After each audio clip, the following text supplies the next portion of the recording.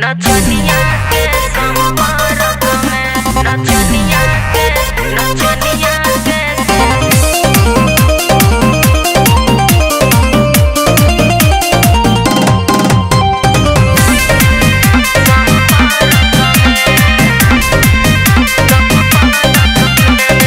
डाटे बोले के बाटे हक धनिया, झूठे काहे करो तारू शौक धनिया।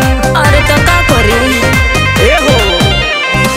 बोले डाटे के बाटे हक धनिया, झूठे काहे करो तारू शौक धनिया। हटी में हरी के साथ घात करब ए राजा तो चल जइब नरक में। कनिया छोड़ के रहेल नचनिया के संपर्क में, कनिया छोड़ के रहेल नचनिया के संपर्क में।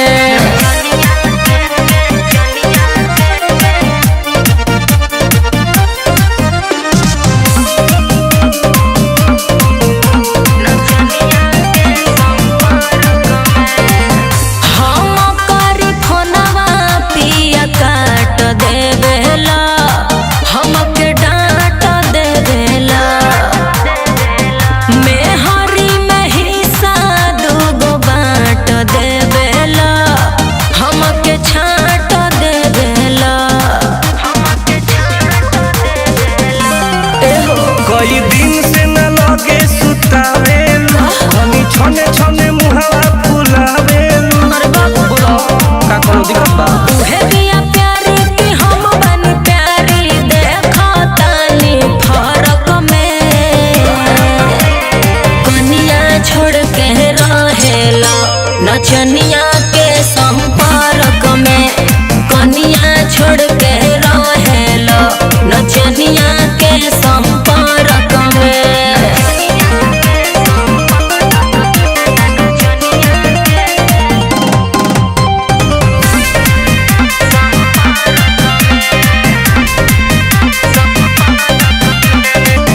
हमारा से करतार घात बलमु, बाबू झात बलमु। रहेल नचनिए के साथ बलमु, सारी रात बलमु। ए धनी मरद से रहल जाला मिल के, बात मानो धनी टुन टुन सुनील के। आबू जा सैया किसन झनकावतार मन, हमसे बोलियो बोले लो कड़क में।